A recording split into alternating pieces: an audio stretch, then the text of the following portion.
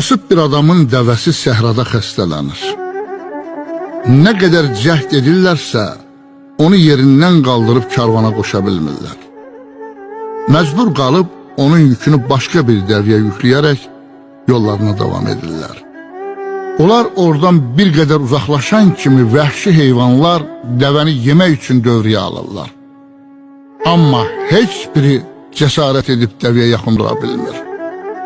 Bunu uzaqdan görən karvandakılar heyrətə gəlirlər və onların içərisindən bir nəfər bu sirri öyrənmək üçün dəvənin yanına qayıdır.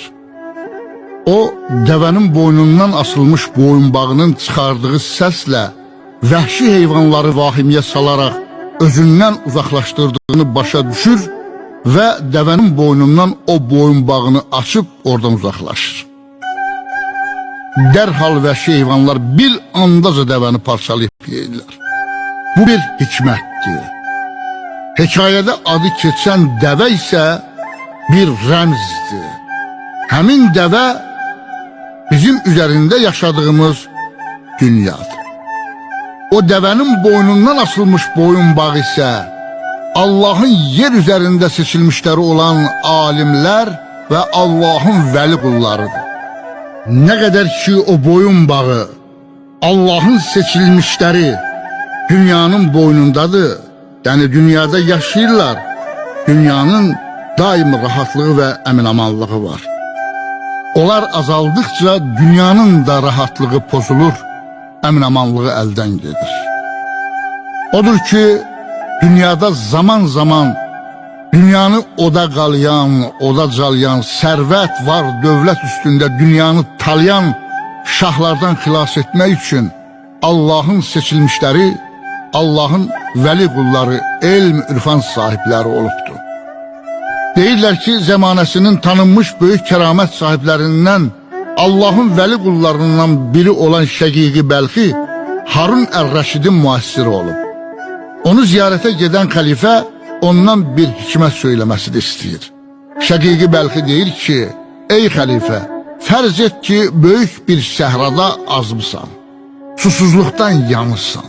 O anda biri gəlib sənin susuzluğunu yatırmaq üçün bir qap suya sənin bütün səltənətinin, bütün sərvətinin tən yarısını istəsə, verərsən. Verərəm, deyir xəlifə. Ey xəlifə, deyək ki, bütün səltənətinin tən yarısını o suyun alıb içməsinə verdim. Amma biraz sonra o suyun ifrazı səndə çətinlik yaratdı. Bütün cəhdlərinə baxmayaraq ölüm ayağındasan və heç bir xeyir nəticə yoxdur. Bax, həmin o anda başqa biri yenə qarşına çıxıb desə ki, səni müalicə edə bilərəm, ancaq əvəzinə bütün sərvətinin hamısını istəyirəm. O zaman yerdə qalan bütün sərvətini verməyə razı olarsan. Əlbəttə razı olaram, deyir xəlifə.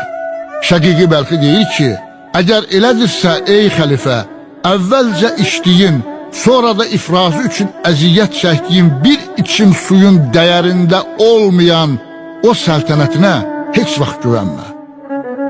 Heç kəsə qarşı mal, mülk və sərvətinlə öyünmə. Dünyaya gələrkən yanında olmayan və dünyadan gedərkən apara bilmədiyin o sərvəti unutma ki, hər an itirə bilərsin.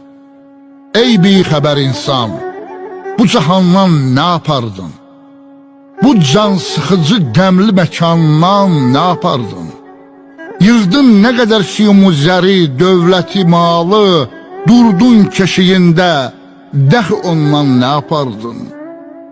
Yüksəldin, ucaldın, həmişə şöhrətin artdı, axır de görək şöhrət-i şandan nə yapardın? İnsana 5 arşın bez olur ən sonu qismət, ondan savayı yerdə qalandan nə yapardın? Dünya malı dünyada qalar, bil bunu sayil, sərsəm bir əcəl tutdu yaxandan nə yapardın?